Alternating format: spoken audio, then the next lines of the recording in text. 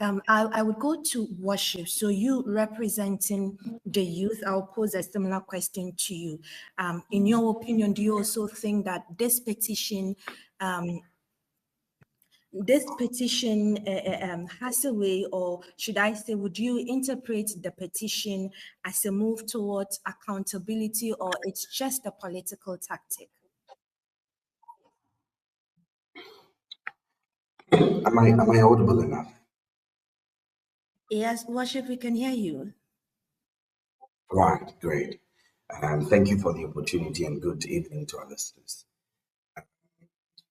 I think that from where any of us would be sitting, it would be certainly inappropriate to say that or to interpret that the move requesting for an accountability of the Electoral Commission in the past administration would be something motivated by political lens. I'm not disputing the fact that there could be an underpinning political motivation. Nonetheless, I think that focus as a country and as a citizenry is and should be on whether or not there is merit in the case, there's merit in the petition that has been advanced requesting for the removal of the EC and by extension her subordinates, because that office is an office that is created by the Constitution and there's a procedure for removal. In fact, there's a mandate on the office for them to act in accordance to the dictate of the Constitution. And so if for some reasons, some persons believe that their actions are contrary to what the Constitution provides, then I think that is in good faith that we listen to the merits of the case they are advancing and see whether or not there's enough grounds to establish a prima facie case. I would add that Prof highlighted something that also caught my attention, which really has to do with the Article 1 forces.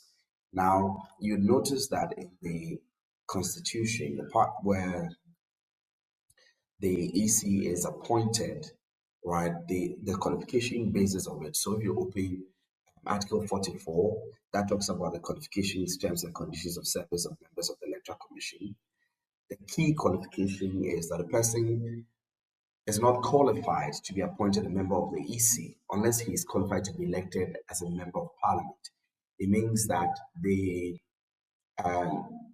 criteria for determining whether or not a person is qualified to be elected as an EC or as part of the EC is that the person should meet the same qualification standards that is required for members of Parliament. And so I'll just take you to Article 94. You see the qualifications and eligibility for members of Parliament.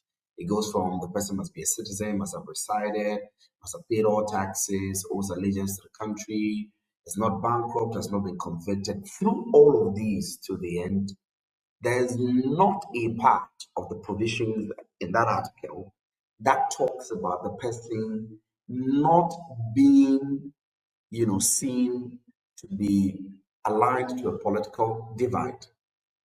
I think that's one of the problems there, because in the past administrations, one of the concerns that a number of people had was that some of the members of the Electoral Commission, one of the deputies, was seen initially before the appointment campaigning to have a position under the ruling government, and then the person automatically gets appointed by the president to be a part of the EC. And so people were questioning whether or not the person would not be conflicted in the delivery of their duties and the obligations under the Constitution. But legally, there was no provision that was barring that. And so we need to understand that something may not be contained in the Constitution as illegal, but it still goes contrary to basic rules of corporate governance and by extension, basic rules of democratic governance. And so I see that in the petition that was submitted, there's a bit on the fact that there's bias and that some of the members of the commission were of the ruling party here and there. That's a point that substantiating would be very difficult, because at the end of the day, the qualifications does not require that you are not aligned.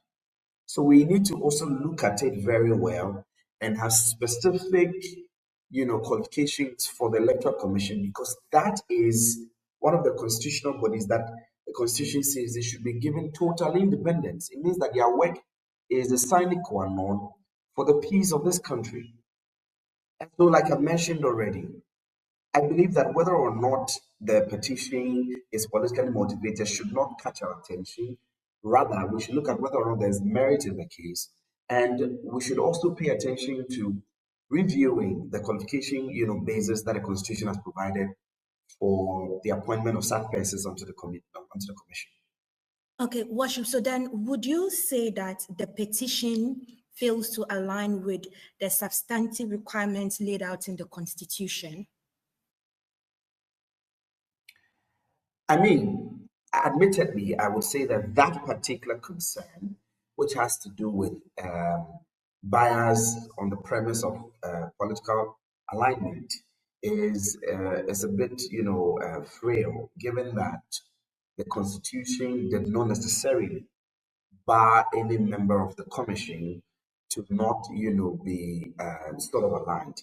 I know, I mean, it's not that we're supposed to look at it and see it literally in the Constitution. It's something that is expected of the party, given that they are referees in the whole thing. But it is a conversation that has sprouted over the years that once the law does not necessarily bar them, it means that when the president is making an appointment, the president is not estopped from picking somebody who served initially under his administration as a minister or as a member of parliament under the ticket of his party. I don't know if you understand my point. So it is a concern for me that I think that yes, there can be grounds that it is not legally contained in our constitution, but it's something that we need to pay attention to. It is our utmost responsibility, and by extension, that of the main president, in whom the executive power is vested, to know that you owe fidelity to the people and to the constitution of the country. And that means that when you have the power, you have a discretionary power. I'll refer you to Article 296 of the 1992 Constitution. And that's about the exercise of discretionary power. Where in this Constitution or in any other law, discretionary power is vested in any person authority, that discretionary power shall be deemed to imply a duty to be fair, candid. It should not be arbitrary, capricious, biased, and it goes on like that, or prejudiced. And this is the thing that I think the president or any other president that comes to the office must pay attention to.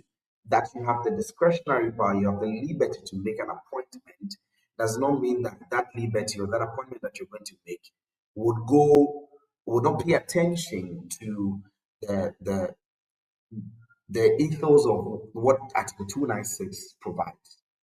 Right. So I think that those are things that we need to look at. And I'm thinking that it may fail, only that, we're in a political environment. And so as to what would succeed or not goes beyond what the letter of the law also says.